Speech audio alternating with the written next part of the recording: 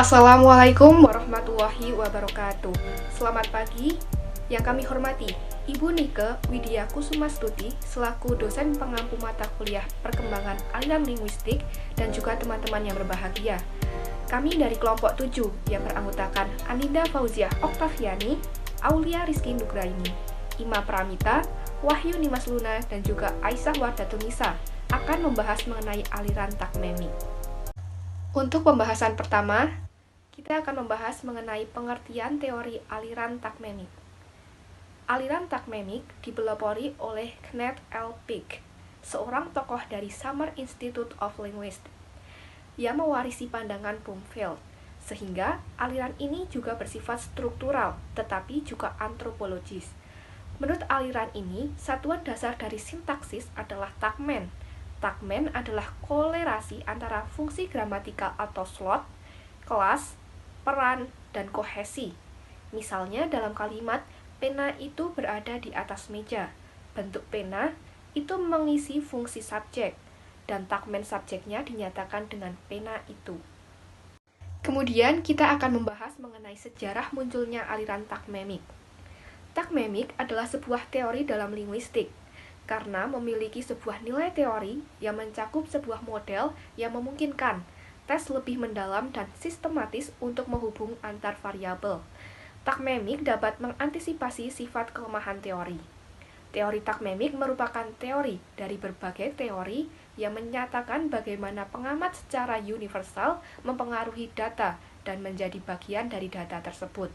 Oleh karena itu, konteks mengenakan jika teori takmemik tidak dapat membatasi minatnya hanya pada batas bahasa, tetapi juga memandang bahasa dalam konteks yang lebih luas, yaitu mempelajari bahasa nonverbal secara umum dan juga dalam pengamat yang khusus.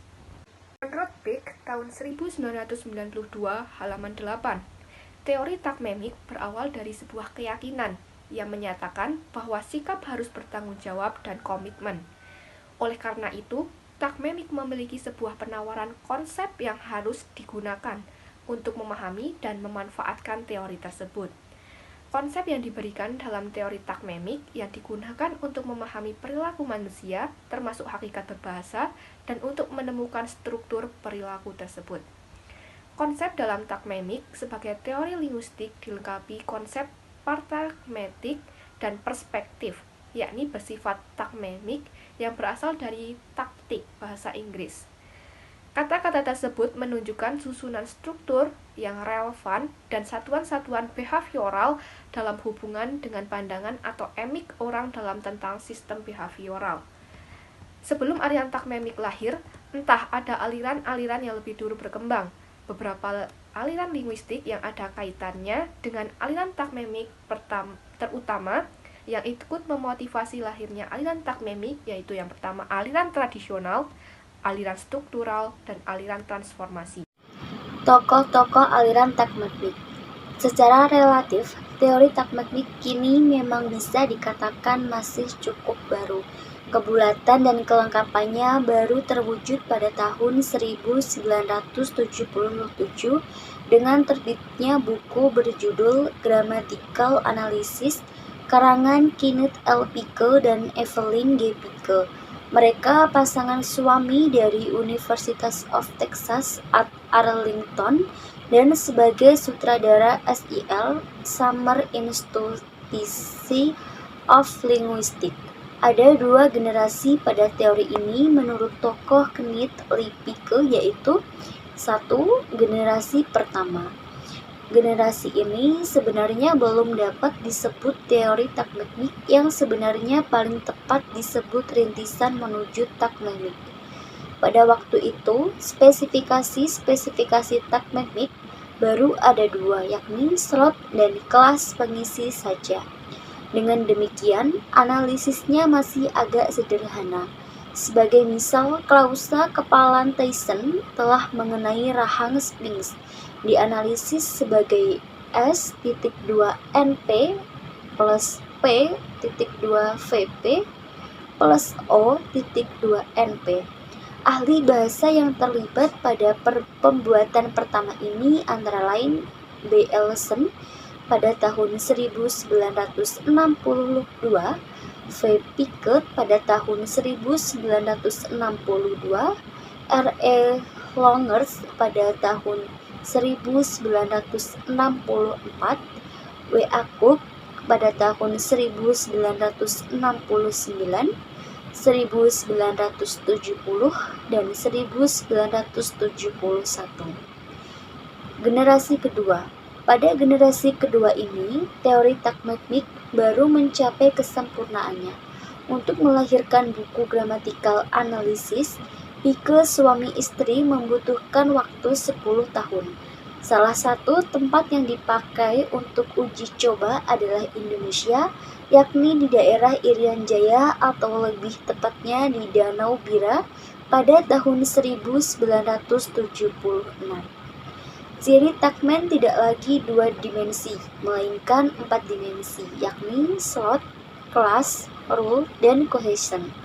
Sebenarnya, Verhaer pernah mengemukakan konsepnya tentang analisis kalimat atau klausa yang senada dengan teori takmeknik ini. Ciri-ciri aliran takmenik. Menurut Pike, pada tahun 1992, halaman 17, aliran linguistik takmeknik memperkenalkan ciri berupa satuan yang tampak pada sebuah satuan berbentuk partikel yang berwujud benda non-benda sebagai benda, seperti abstraksi keindahan atau kekuatan dalam kalimat, seperti keindahan itu sangat disukainya atau makanan itu sangat disukainya. Suatu kekuatan telah mengguncangkan kami atau bom itu mengguncangkan kami. Dari beberapa kalimat tersebut terlihat bahwa kelas unsur dapat diperlakukan seolah-olah kelas itu merupakan sebuah satuan. Partikel dalam bahasa juga menjadi objek kajian dalam takmenik. Partikel bahasa dapat berupa bentuk bahasa, kata, bahkan ada partikel bahasa yang lebih besar daripada kata. Pada kalimat anjing galak itu menggigit tukang pos, bulldog itu menggigit tukang pos, partikel anjing galak itu adalah satuan yang lebih kecil, yaitu frase yang berfungsi sebagai subjek dalam klausa tersebut, dan frase tersebut dapat digantikan dengan bulldog. Partikel dalam urutan linier dan spesial juga menjadi bahasan dalam takmeknik. Takmeknik menyebutkan ada unsur gelombang bahasa, yakni pemaduan bunyi bahasa yang berurutan, nukleas, dan margin gelombang yang mencakup gelombang referensial. Dalam konteks bentuk satuan, Pike tahun 1992 halaman 37 dapat menggunakan rekognisi via kontras dan kemiripan membanding-bandingkan untuk menemukan kontras dalam kerangka konstekstual, kontras tidak dilihat dalam bentuk matriks, kontras dalam makna lisan dan perilaku. Adapun distribusi satuan itu adalah satuan sebagai anggota satu kelas substitusi, satuan sebagai bagian suatu deretan struktural, dan satuan sebagai titik dalam suatu satuan. Paparan konsep bentuk satuan memperlihatkan cakupan takmeknik pada ranah tatanan kalimat atau sintaksis, leksikon, dan komponen fonologi. Keterkaitan satuan dalam konteks takmem adalah sebagai berikut. 1. Gatra, kata umum unsur yang bisa sesuai digantikan di dalam gatra. 3. Peran, mengapa relevansi dengan satuan-satuan lain keseluruhan yang mencakupnya. 4. Bagaimana satuan itu dipautkan. Fungsi khusus perangkat materi latar belakang umum dari tataran hierarki. Pada konsep lain yang juga bersinergi dengan konsep di atas seperti norma, peran, nukleas, leksikon, dan emik, menurut Suparno tahun 2008 halaman 9-15, karakteristik teori takmeknik adalah sebagai teori kesemestaan bersifat alektrik. Setiap struktur gramatik tergabung atas takmen takmem memiliki ciri hierarki referensial dan fonologikal, memiliki tataran normal atau normal mapping dan tak normal, level skipping, layering, backlooping. Kalimat tidak memiliki subjek dan predikat. Predikat harus berupa kata kerja atau frase kerja. Tidak ada batas antara morfologi dengan sintaksis. Analisis dimulai dari wacana. Penggunaan rumus dalam analisis tag mapping. Teori kesemestaan. Ciri-ciri aliran tag memik yang pertama, yakni ada teori kesemestaan. Teori kesemestaan beranggapan bahwa semua bahasa yang ada di dunia ini, di samping memiliki ciri khasnya masing-masing, juga memiliki ciri atau karakter yang sama untuk semua bahasa. Atas dasar ini, anggapan banyak orang bahwa aliran tag memik hanya dapat diterapkan untuk bahasa Inggris dan bahasa-bahasa yang setipe dengannya dapat ditepis. Bahkan, konsep kesemestaan dalam aliran tag memik tidak hanya terbatas dalam arti dapat diterapkan untuk semua bahasa saja, tetapi juga dalam arti untuk dapat diterapkan di bidang-bidang kehidupan pada luar bahasa. Hal tersebut sejalan dengan pemikiran Pike pada tahun 1992 halaman 114 bahwa semesta wacana itu mengacu pada kerangka acuan yang umum, sementara, dan agak permanen, baik implisit maupun eksplisit yang di dalamnya terdapat dialog. Kerangka acuan tersebut dapat mengacu pada topik, gaya, jenis wacana, disiplin atau harapan umum penutur dan pendengar, mencerminkan komponen kohesi tag mem apa saja dalam hierarki referensial sehubungan dengan kebenaran dan sejarah khusus, mencakup hubungan yang berkaitan dengan ruang, waktu masyarakat, atau psikologi pribadi, mencakup faktor kohesi fonologis dari kualitas suara yang dikendalikan oleh gaya atau situasi emosional, atau mencakup keutuhan atau kohesi gramatikal yang mengendalikan atau dikendalikan oleh bentuk sastra. Ciri yang selanjutnya yakni bersifat eklektik. Aliran tag memik bersifat eklektik karena secara substansial aliran ini adalah perpaduan dari aneka macam teori yang dirangkum menjadi satu. Karakteristik aliran linguistik tertentu dipilih dan ditempatkan secara proporsional sesuai dengan peran masing-masing. Karakteristik analisis fungsi pada teori tradisional ditempatkan pada dimensi slot. Karakteristik analisis unsur langsung atas kategori gramatikal pada aliran struktural, pada analisis surface structure pada aliran transformasi, ditempatkan pada dimensi filler class. Karakteristik analisis peran pada case grammar ditempatkan pada dimensi role atau peran.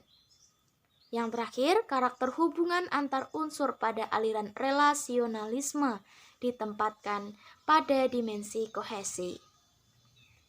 Beberapa ahli bahasa beranggapan atau menilai bahwa pada dasarnya aliran tag memik tidak memiliki karakteristik yang khas sebab hanya sekedar merangkum karakteristik teori-teori yang ada sebelumnya. Anggapan tersebut sebenarnya sangat tidak tepat. Memang dalam hal dimensi tag mem demikian adanya. Namun pada statement-statementnya tentang hakikat kalimat, klausa dan predikat, dan juga hierarki gramatikal, aliran tag memik memiliki pandangan tersendiri yang berbeda dengan aliran sebelumnya.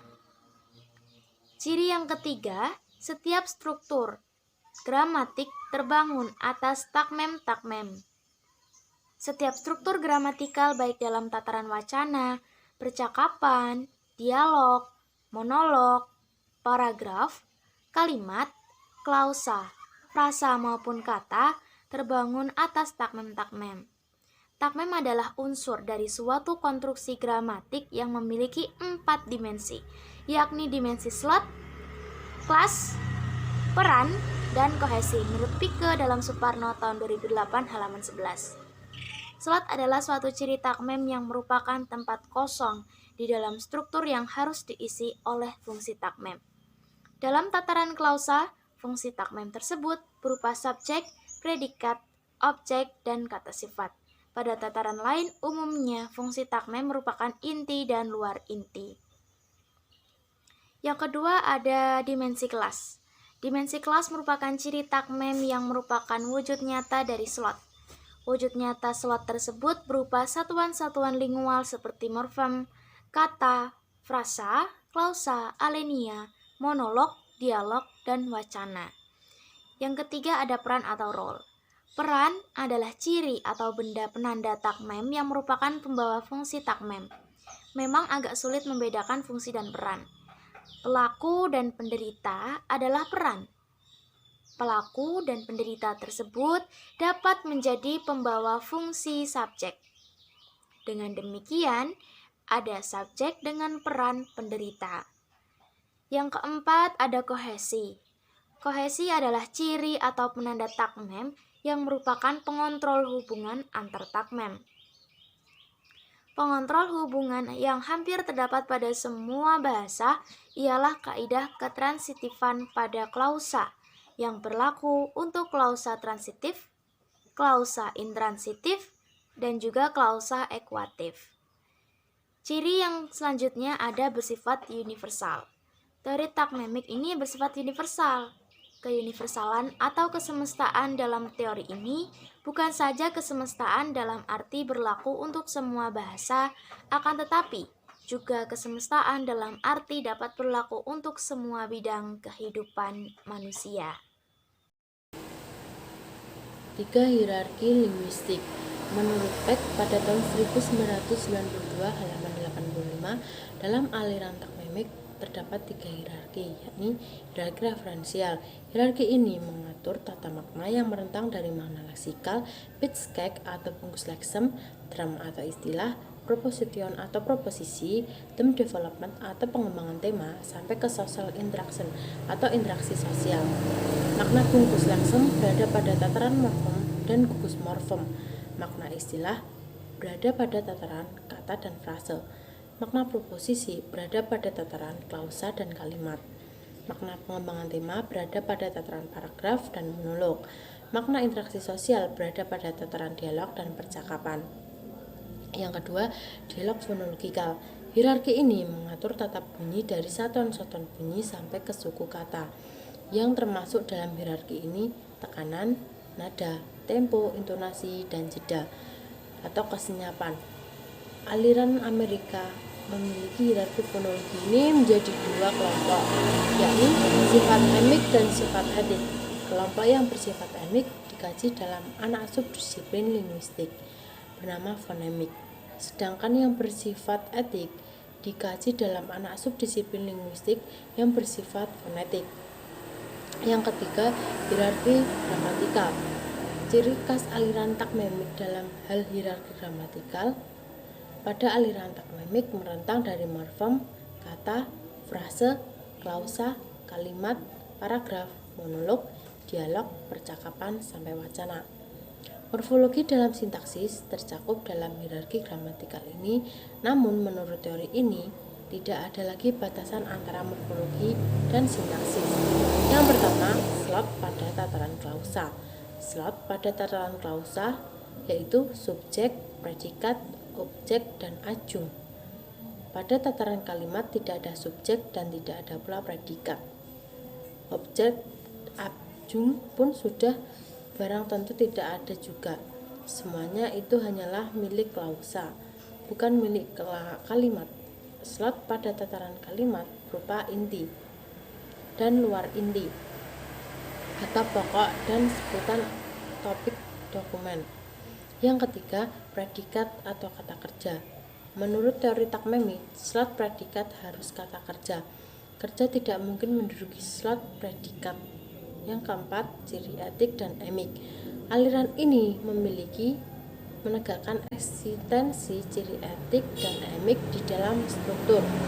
Ciri etik adalah ciri yang tidak membedakan struktur, sedangkan ciri emik adalah ciri yang membedakan struktur. Yang kelima, Rumus di dalam analisis. Di dalam analisis selalu menggunakan rumus yang rapi, rangkap, dan tuntas. Apabila dipandang perlu, dapat menggunakan diagram pohon. Akan tetapi, cara yang terakhir kurang disukai karena kurang praktis. Lambang dan singkatan yang dipakai pada aliran takmemik. Lambang plus sama dengan wajib atau obligatori. Plus minus tak wajib atau opsional. Plus minus tanda miring tak wajib dalam kondisi khusus, yang lain wajib tidak hadir. Lebih besar lebih kecil, kelas morfem. Lebih besar kohesi memerintah, lebih kecil kohesi diperintah, tak hingga varian. Singkatan KLT sama dengan klausa transitif, POS posesif, FB frasa benda, PNR penerang, FK frasa kerja, PKT pembentuk kata transitif, KK kata kerja, MK morfem kerja, KS kata sifat, KASP kata keterangan aspek, LIN luar inti, STA statement, IN inti, PLK pelaku, IT item, KB kata benda, predikatif, KK kata kerja, S subjek, KKT kata keterangan, P predikat, T transitif, O objek, KLE klausa ekuatif, PEL pelengkap, afiks awalan, konfiks imbuhan, hubungan, konjungsi, PHub penghubung, KW keterangan waktu, ekuatif pengingkaran, reduplikasi, pronomina, penunjuk RN reduplikasi nomina, perintah, pen-IM penanda imperatif transitif, resiprokal, pro 3T promina, persona ketiga tunggal, determinan, KIA klausa intransitif aktif. Rumus takmemik. Menurut Pike, satuan dasar sintaksis tidak dapat dinyatakan dengan fungsi-fungsi saja seperti subjek plus predikat plus objek, dan tidak pula dapat dinyatakan dengan deretan bentuk-bentuk saja seperti frase benda plus frase kerja plus frase benda, tetapi harus dinyatakan bersamaan dengan rumus seperti SFN plus PFV plus OFN. Rumus tersebut dibaca, fungsi subjek diisi oleh frase nominal, fungsi predikat diisi oleh frase verbal, selanjutnya diikuti pula oleh fungsi objek yang diisi oleh frase nominal. Dua unsur takmem tersebut seperti fungsi dan kategori kata pada perkembangan selanjutnya ditambahkan unsur peran atau pengisi makna dan kohesi atau keterkaitan antara satuan-satuan lingual. Berdasarkan penjelasan ini, dapat disimpulkan bahwa menurut aliran ini, satuan dasar sintaksis yaitu takmem dapat digambarkan sebagai sel 4 sisi menurut Chair tahun 1994. Sel 4 sisi tersebut yaitu fungsi, kategori, peran, dan kohesi. Berdasarkan teori ini, kalimat Paman membaca koran tadi pagi dapat dianalisis dengan hasil seperti pada gambar. Keterangan S yaitu fungsi subjek, P yaitu fungsi predikat, O yaitu fungsi objek, K yaitu fungsi keterangan, KG yaitu kata ganti, KKT yaitu kata kerja transitif, KB yaitu kata benda, FB yaitu frase benda, PEL yaitu pelaku, AK yaitu aktif, TUJ yaitu tujuan, dan W yaitu waktu. Keterkaitan antara satuan-satuan lingual atau kohesi pada analisis di atas dikosongkan karena bahasa Indonesia bukanlah termasuk jenis bahasa berkasus. Contoh bahasa berkasus adalah bahasa Jerman. Keunggulan dan kelemahan aliran takmemik. Keunggulan. 1. Aliran ini berwawasan eklektik, yang artinya yakni merangkul dan merangkum teori-teori sebelumnya. Prinsip-prinsip aliran pratakmemik dihargai dan diperhitungkan secara proporsional sesuai dengan karakternya.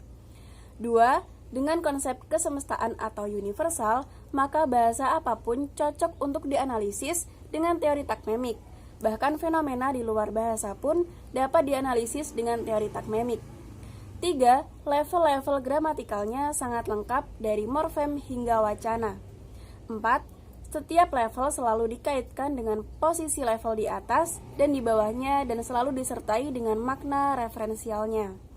5. Dalam pengajaran bahasa, aliran takmemik menggunakan dua pendekatan sekaligus, yakni pendekatan komunikatif dan pendekatan konstektual. Dengan adanya ciri konstektual dan komunikatif ini, memungkinkan proses pembelajaran bahasa lebih optimal dan fungsional.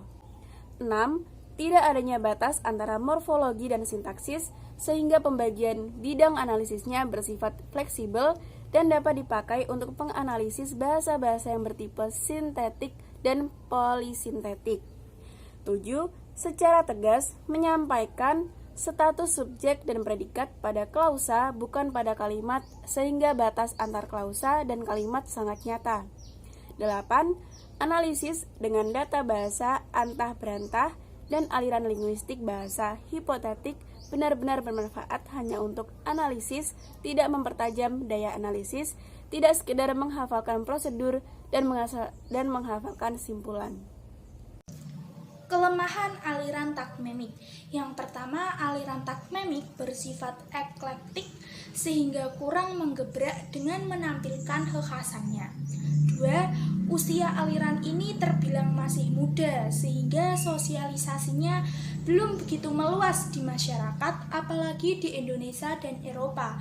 Bahkan beberapa ahli bahasa di Belanda tidak mau mengakui teori takmemik. 3. Dengan tidak adanya batas antara morfologi dan sintaksis, dikhawatirkan terjadinya ketidakaturan pada hierarki gramatikal, khususnya pada bahasa yang bertipologi aglutinatif. 4. Pernyataan bahwa predikat harus kata kerja dan tidak ada istilah kalimat nominal betul-betul tidak dapat diterima oleh mereka yang konservatif, padahal kebanyakan orang Indonesia konservatif. 5. Mengaburkan batas antara keterangan tempat dengan adjung dalam klausa bitransitif dan biintransitif. 6. Analisis menggunakan rumusan singkatan yang sangat memusingkan. Kesimpulan, aliran takmemik dipelopori oleh Ken Lipek. Menurut aliran ini, satuan dasar dari sintaksis adalah takmem. Takmem adalah korelasi antara fungsi gramatikal atau fungsi, slot, kelas, peran, role, dan kohesi. Keterkaitan antara satuan-satuan lingual pada analisis bahasa Indonesia tidak ada, karena bahasa Indonesia bukanlah termasuk jenis bahasa berkasus.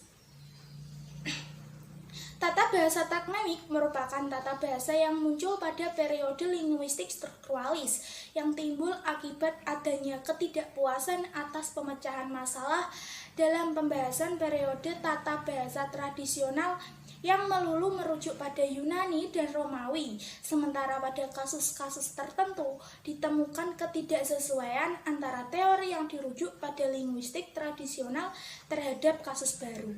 Melalui pembahasan tata bahasa takmemik ini, kami menyadari bahwa memang linguistik sangat berpengaruh pada peradaban manusia, karena linguistik tidak pernah bisa lepas dari kehidupan manusia. Salah satu fakta konkretnya adalah komunikasi. Aliran takmemik dapat dikatakan sebagai aliran yang paling muda. Terdapat 12 ciri yang membedakan dengan aliran-aliran linguistik lainnya. Terdapat 2 generasi dalam perkembangan aliran takmemik. Generasi pertama, aliran ini belum sepenuhnya sempurna. Kemudian pada generasi kedua, setelah melewati beberapa penelitian di berbagai daerah, akhirnya aliran ini mencapai kesempurnaan. Analisis aliran takmemik berpusat pada hubungan 4 dimensi, yaitu slot, kelas kata, peran, dan kohesi. Dalam penerapan analisis aliran linguistik takmemik, dalam kalimat terlihat sebagai analisis takmemik berisi seperangkat pola-pola yang diringkaskan pada sejumlah tingkatan, misalnya pola frase, pola klausa, dan pola kalimat yang memudahkan pengertian siswa akan sistem linguistik. Juga ini menyajikan kerangka acuan untuk menghubung-hubungkan perincian dan menggabungkan dalam keseluruhan yang padat arti. Aliran linguistik takmemik adalah aliran eklektik yang membutuhkan suatu perincian dengan tingkat kemampuan mengeksplorasi data dalam tatanan kajian morfologi serta sintaksis, keterbukaan taknemik dalam bidang kajian yang tidak terpisah antara morfologi dan sintaksis menjadikan objek kajian yang sangat luas. Namun demikian, linguistik taknemik menghadirkan analisis struktur sintaksis menjadi sangat rinci yang mengacu pada sifat semesta bahasa. Demikianlah presentasi dari kelompok 7 mengenai materi aliran taknemik. Apabila teman-teman memiliki saran, pertanyaan, maupun tanggapan, kelompok kami mempersilahkannya. Namun bagi teman-teman yang ingin bertanya, kelompok kami hanya memberikan 2 sesi pertanyaan saja. Setiap sesi pertanyaan, kelompok kami hanya membuka 3 penanya. Selebihnya, teman-teman boleh memberikan tambahan maupun saran di dalam chat kolom diskusi yang telah disediakan. Sekian presentasi dari kelompok 7. Kelompok kami berharap bahwa presentasi mengenai materi aliran taknemik ini bisa bermanfaat dan dapat menambah pengetahuan bagi teman-teman. Serta kelompok kami mengucapkan terima kasih kepada teman-teman yang telah meluangkan waktunya untuk menonton atau menyimak pemaparan video dari kelompok kami. Selebihnya, kami mohon maaf apabila ada salah tutur kata maupun tindakan saat pemaparan materi berlangsung. Wassalamualaikum warahmatullahi wabarakatuh.